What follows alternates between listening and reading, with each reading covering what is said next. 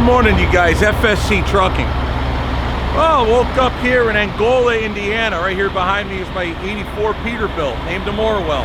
You guys get it? 1984, the book you read, right? 1984, Orwell. There you go, Orwell, 1984 Peterbilt. All right, it's cold. It's 10 degrees. I got the front uncovered up, keep me nice and warm on the inside.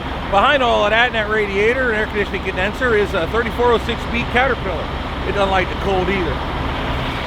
Behind all of that madness, we've got a bulldozer. That bulldozer is going to Lansing, Michigan. It's about a 2-hour-ish ride from here. So we're gonna head straight up 69 and drop this off today, and then that probably is it for the week. Today's Friday, so we gotta get it off today, and then that'll be that. That'll be the end of it. Problem with this bulldozer is it is wide. No, not the dozer itself, just the blade.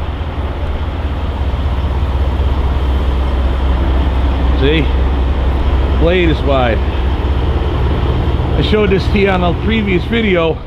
We got these extendo lights that come out to mark the edges so drivers see what is happening, because I don't have a light to just put on the load itself. So we have these extendo lights. We ran at night in Indiana last night. Indiana was the only state that we were allowed to run because we're only 10 feet wide. All the other states insist on how do you run daylight hours, which really stinks in the winter because there's not that many daylight hours, especially when you come up north. So with that, we're burning daylight. We got to get going. All right, well, good news is we'll get rid of this pretty soon. It's cold, it's 10 degrees, and I'm only wearing a hoodie. So we're gonna go inside, warm up, and get things rocking. I already got the logbook handled, so now all I gotta do is throw up my GoPros and we'll be ready to go. Now we are. All righty, boys and girls are ready to go. Got half of my little salad bowl eaten. I was hungry, but not that hungry. Save the rest for later. Lord knows it's cold enough. No orange juice at the Loves today. Apple juice today. I got my leftover Gatorade. With that, let's get and kill the high idle. Pushing the brake knob. Hit that like and subscribe. You'll like this stuff. There's something fun about driving around a bulldozer.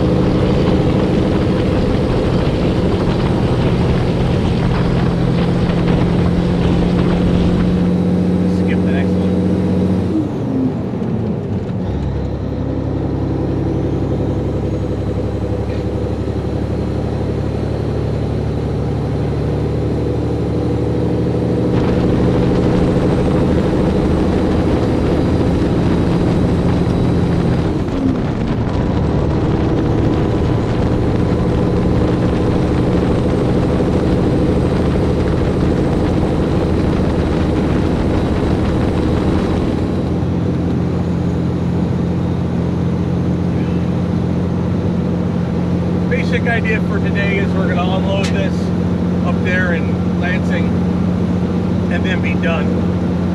Today's Friday, so by the time we get up there, closing on 9 o'clock now, by the time we get up there, it'll be like 11-ish. By the time we get out of there, it'll be like 12-1-ish. Unless I get real lucky and they call me and tell me they got a load coming out of Michigan going back to Wisconsin. We're just going to run right back to the yard, call it a day. Possibly call it a weekend. Now, it's possible they'll be freight at the yard for me that I can just load and go with and be somewhere Monday. It's also possible that we'll have a game plan and I'll sit till Monday and then we'll get her moving. Or loaded on Monday, I should say. I don't know yet. I'm sure I'll find out here in the next few hours-ish. Comes and goes. I think it's a pretty far way to bobtail, not bobtail, but deadhead back from Lansing back to Wisconsin. But what were my options? See, I don't want to sit in Texas waiting for the quote perfect load to go back to Wisconsin. And since we do work like this on the regular, it's a little more lucrative than, say, other things you might find on broker boards. So yeah, there's some deadhead involved, but in reality, how much fuel do you burn when you're deadheading? When you go a little bit out of your way to get better freight. And wide loads ain't, I'm not going to say they're cheap, but they're not cheap. I'm not going to say they're high dollar loads, but obviously you pay extra for the wide load. It might take a little more time, but the truck don't care if it's wide. It don't burn any more fuel because it's wide. You take the better load. More work involved, permits and so on. I think it's worth it.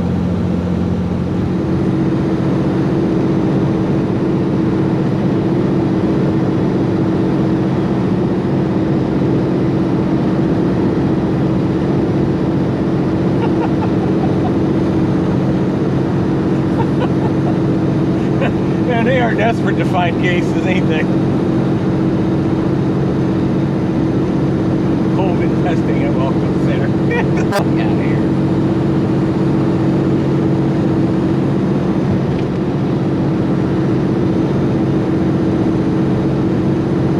Oh gee, let's drive into the state and check to see if we have a cold. And then if we do, they'll write it down on paper and enforce you to friggin' sit in your hotel room or wherever the hell you're going for 10 days. It's okay.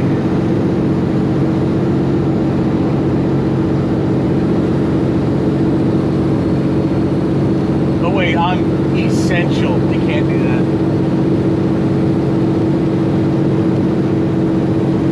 Good Lord, that's hilarious. All-time best thing I ever saw, graffiti-wise, maybe, was that bridge in Houston.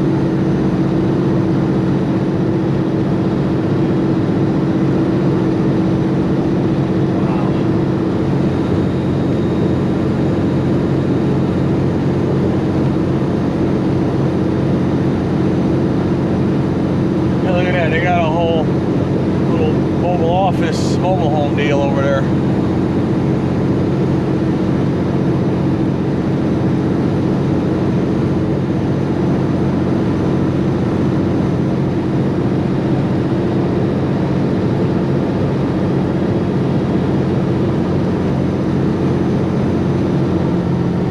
But I remember years ago, this scale used to never be open. Like, never.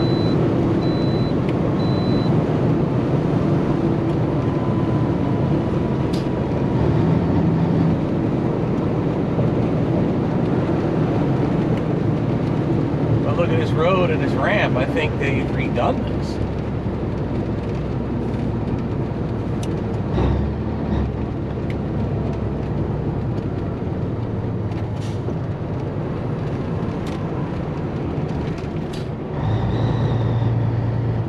see if they want to look at me or not. Here's the wayplate. We're about half tank of fuel, so we're light on the steers.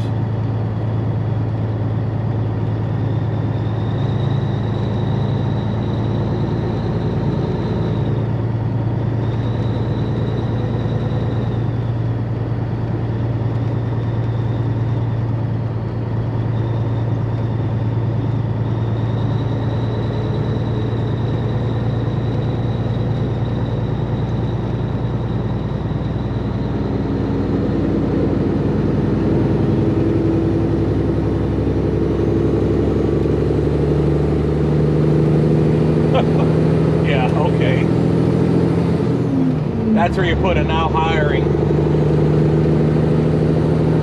Maybe state troopers.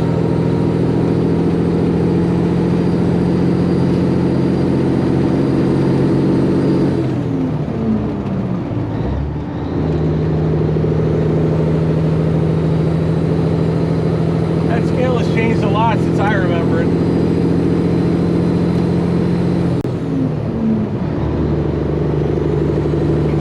This way very often. Usually when I'm coming to Lansing, I'm coming off the East Coast, so I'm not entering Michigan on 69. Then I don't leave Michigan on 69. I'm coming in on 94, or I'm coming in off of 75, going into Detroit. But most often I'm coming in on 23, coming out of Toledo, heading straight north, and there's no scale there. You don't see a scale until you're on 94, I think that is, or 96. Yeah, 96, before you get to Lansing.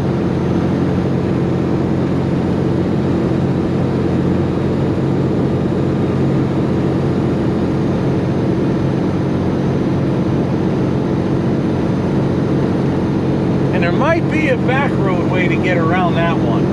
There also might be a rest area with a wayplate built in if you're not careful. Seen that too.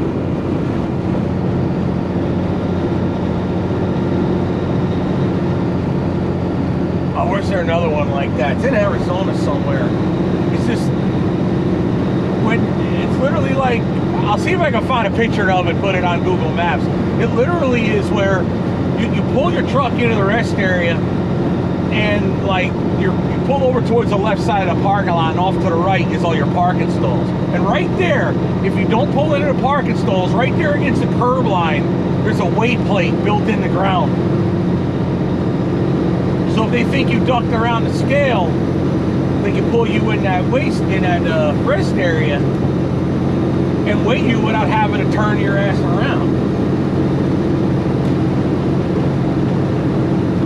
Now, I've never seen that done. I just noticed those plates there. There's only 2 of them that I know of. I'm sure there's more. There's 2 of them that I know of. And one's in Arizona.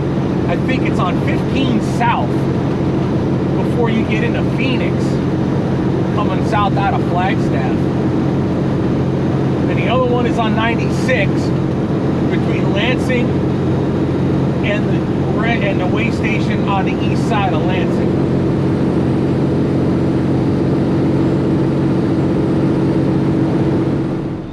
Sorry about that, boys and girls. Nature called. Had to swing into the Loves here real quick. We're just down a block from where we got to deliver.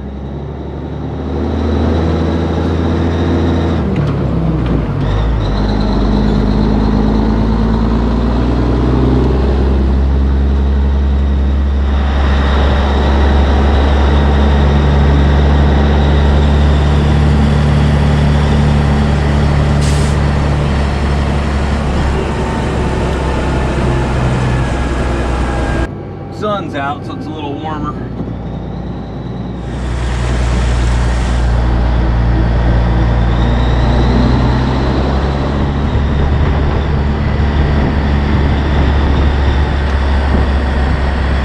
I'm trying to remember. I don't remember if they were building this last I was here, or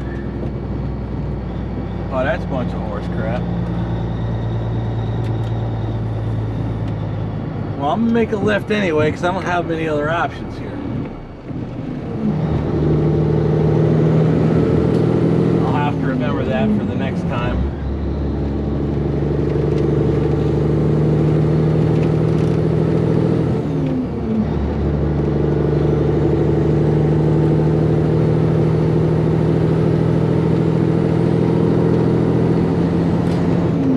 I found a new view, and I'm probably going to use it in the future with other wide loads.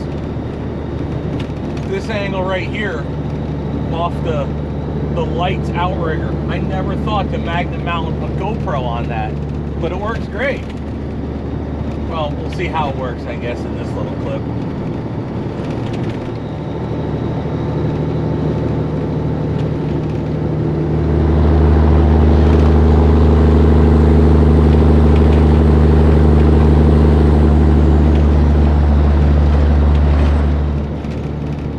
About investing like a 360 camera, but I'd have to stick it off the front of the truck a good ways, you know. It's been a while since we used Jen as a camera car. I don't have Matt anymore to run the handy cam, but we do okay with the GoPros with a camera car. I just haven't run with the car, so it hasn't really worked. Maybe I'll do it again in the future, coming out of home and Jen's not working or something.